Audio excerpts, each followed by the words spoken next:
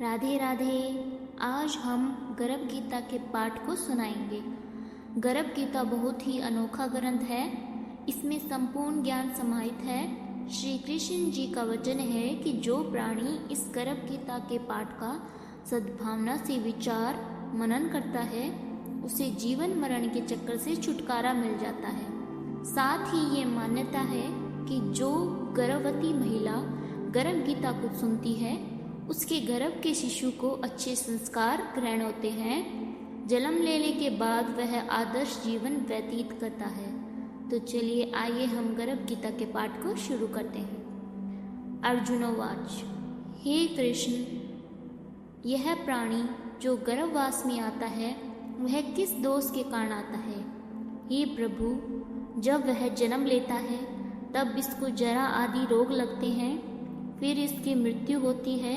हे स्वामी, वह कौन सा कर्म है जिसके करने से प्राणी जन्म मरण से रहित हो जाता है?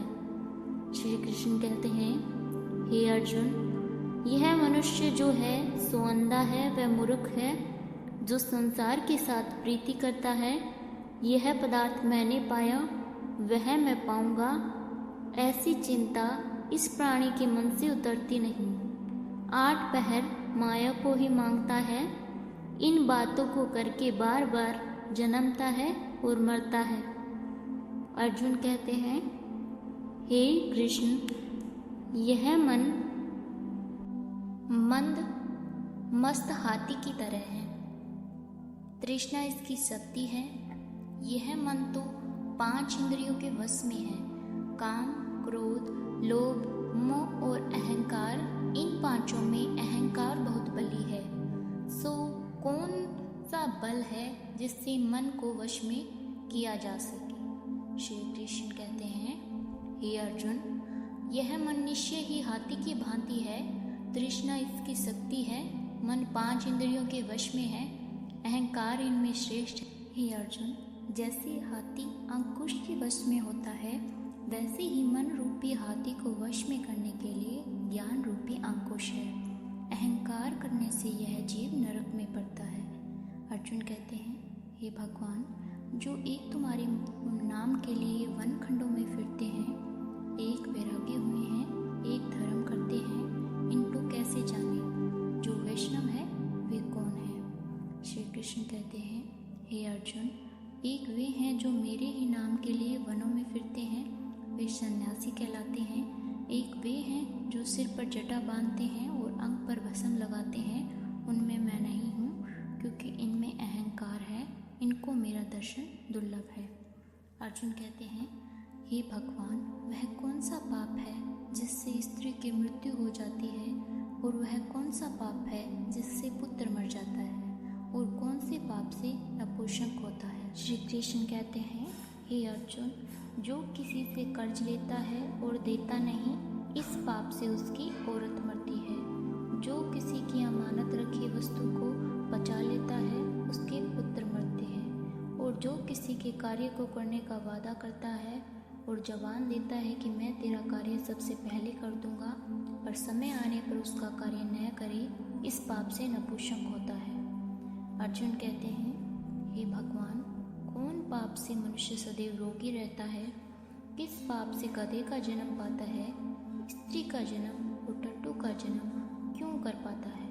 बिल्ली का जन्म किस पाप से होता है? श्री कृष्ण कहते हैं, हे अर्जुन, जो भी मनुष्य कन्यादान करते हैं और इस दान में मूल्य लेते हैं वे दोषी होते हैं, और वे मनुष्य सदा रोगी रहते हैं। जो विषय विकार के वास्ते मदिरा पान करते हैं वे टट्टू का जन्म पाते हैं। जो झूठी गवाही भरते हैं वे औरत का जन्म पाते हैं। जो औरतें रसोई बनाने के बाद पहले खुद भोजन कर लेती है और पीछे परमेश्वर को अर्घ्य दान करती है वे बिल्ली का जन्म पाते हैं। और जो मनुष्य अपनी झूठी वस्तु दान करते हैं वे औरत का जन्म पाते हैं, और वह और औरतें गुलाम होती हैं। अर्जुन कहते हैं, हे भगवान, कई मनुष्यों को आपने सुवर्ण दिया, सो आपने कौन सा पुण्य का फल उनको दिया है?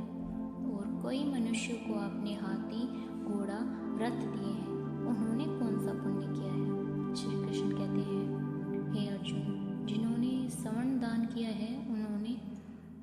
घोड़े का वाहन मिलता है, और जो परमेश्वर के निमित्त कन्यादान करते हैं सो पुरुष का जन्म पाते हैं। अर्जुन कहते हैं, हे भगवान, जिन पुरुषों के अंदर विचित्र देह है उन्होंने कौन सा पुण्य कार्य किया है? किसी किसी के घर संपत्ति है, कोई विद्यावान है, उन्होंने कौन सा पुण्य कार्य किया है? श्री कृष्ण कहते हैं, हे अर्जुन, जिन्होंने अन्न दान किया है उनका सुंदर स्वरूप है, जिन्होंने विद्या दान किया है वे विद्यावान हैं, जिन्होंने संतों की सेवा की है वे पुत्रवान हैं। अर्जुन कहते हैं, हे भगवान, किसी को धन से प्रीति है, कोई स्त्रियों से प्रीति करते हैं, इनका क्या कारण है, समझा कर कहिए। श्री कृष्ण कहते हैं, हे अर्जुन, धन और स्त्री सब नाश रूप है, मेरी भक्ति का नाश नहीं। अर्जुन कहते हैं, हे भगवान, यह राजपाट किस धर्म करने से मिलता है? विद्या कौन सा धर्म करने से मिलती है? श्री कृष्ण उत्तर देते हुए कहते हैं, हे अर्जुन, जो प्राणी काशी में निष्काम भक्ति से तप करते हुए ध्येय ताकते हैं वे राजा होते हैं, और जो गुरु की सेवा करते हैं वे विद्यावान होते हैं। अर्जुन कहते हैं, हे भगवान, किसी को धन अचानक बिना किसी परिश्रम से मिलता है, तो उन्होंने कौन सा पुण्य कार्य किया है? श्री कृष्ण कहते हैं, हे अर्जुन, जिन्होंने गुप्त दान किया है उनको धन अचानक मिलता है, जिसने परमेश्वर का कार्य और पराया कार्य संवारा है वे मनुष्य रोग से रहित होते हैं। अर्जुन कहते हैं, हे भगवान, कौन पाप से अम्ले होते हैं, कौन पाप से गूंगे होते हैं, और कौन पाप से कुष्ठी होते हैं? श्री कृष्ण कहते हैं, हे अर्जुन, जो आदमी नीच कुल की स्त्री से गमन करते हैं वो अम्ले होते हैं, जो गुरु से विद्या पढ़कर मुकर जाते हैं तो गूंगे होते हैं, जिन्होंने गो घात किया है वे कुष्ठी होते हैं। अर्जुन कहते हैं, हे भगवान, जब किसी पुरुष के देह में रक्त का विकार होता है वह किस पाप से होता है? और दरिद्र होते हैं, किसी को खंडवायु होती है, और कोई अंधे होते हैं, तो कोई पंगु होते हैं, सो किस पाप से रहित होते हैं?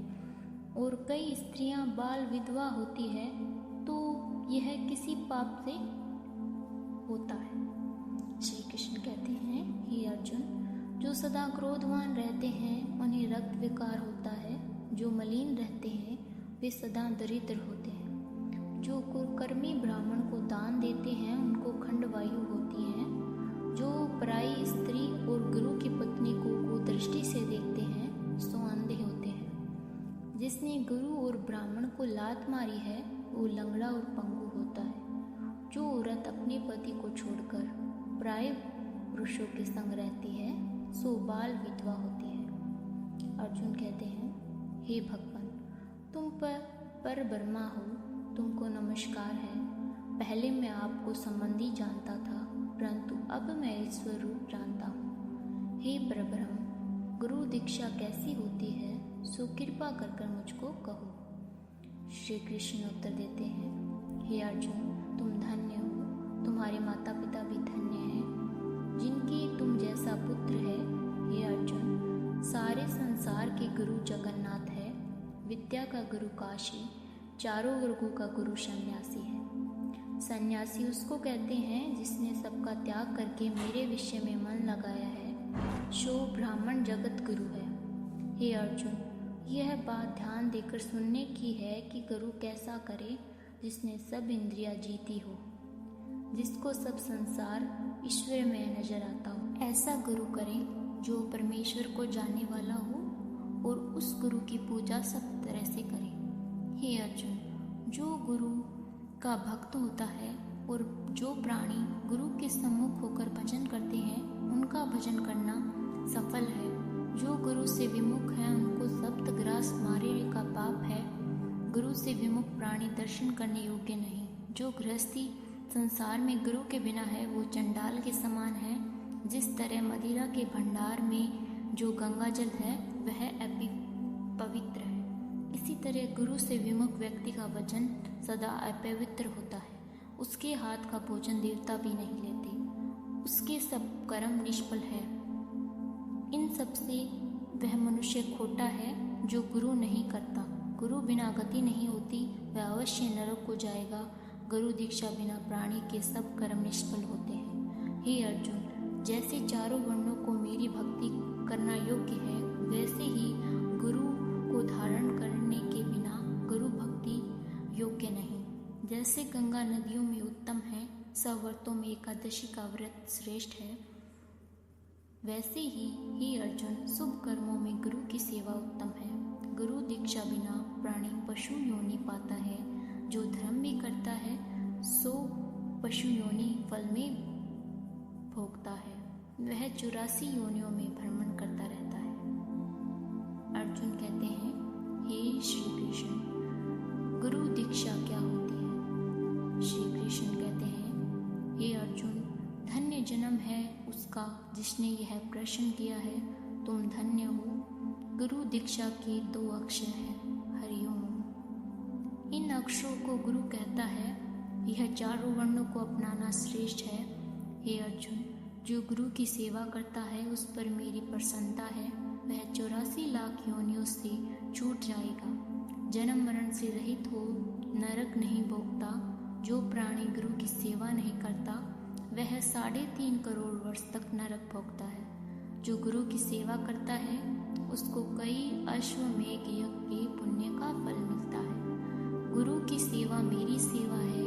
हे अर्जुन, हमारे तुम्हारे संवाद को जो प्राणी पढ़ेगा और सुनेगा वो गर्भ के दुख से बचेगा, उसकी 84 लाख योनियां कट जाएगी। इसी कारण इस पाठ का नाम गर्भ गीता ज्ञान है। श्री कृष्ण भगवान जी के मुख से अर्जुन ने सुना, गुरु दीक्षा लेना उत्तम कर्म है। उसका फल यह है कि नरक की 84 लाख योनियों से जीव बचा रहता है। भगवान पर बहुत प्रसन्न होते हैं। तो यहीं पे गर्भ गीता के पाठ का समापन